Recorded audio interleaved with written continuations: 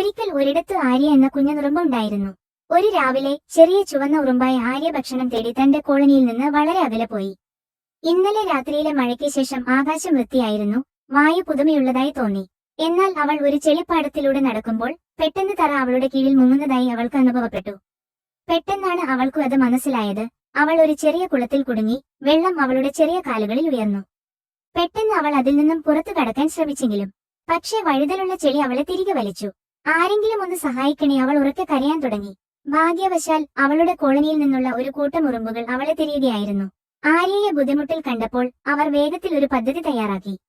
ഉറുമ്പുകൾ ഒരു ശക്തമായ പുല്ലിലെ തണ്ട് പിടിച്ചു. മറ്റുള്ളവർ ഒരു പാലം നിർമ്മിക്കാൻ അവരുടെ കാലുകൾ നീട്ടി.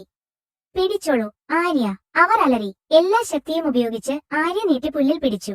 അവളുടെ സുഹൃത്തുക്കൾ അവളെ ഇഞ്ചായി മുകളിലേക്ക് വലിച്ചു. അവൾ സുരക്ഷിതമായി വരണ്ട നിലത്ത് തിരിച്ചെത്തുന്നതുവരെ അവൾ ശ്വാസം പിടിച്ചു നിന്നു. തുടർന്ന് അവളുടെ സുഹൃത്തുക്കളെ നന്ദിയോടെ നോക്കി.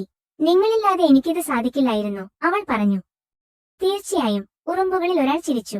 അതുകൊണ്ടാണ് ഞങ്ങൾ എപ്പോഴും ഒരുമിച്ച് നിൽക്കുന്നത്. അന്നു മുതൽ ആര്യ പഠിച്ച പാഠം ഒരിക്കലും മറന്നില്ല. നിങ്ങളുടെ പക്കല് സുഹൃത്തുക്കൾ ഉള്ളപ്പോൾ ഒരു പ്രതിസന്ധിയും വലുതല്ല. കഥയുടെ പാഠം: സഹകരണവും സൗഹൃദവും ഏറ്റവും കഠിനമായ തടസ്സങ്ങളെ പോലും മറികടക്കാൻ നമ്മെ സഹായിക്കും.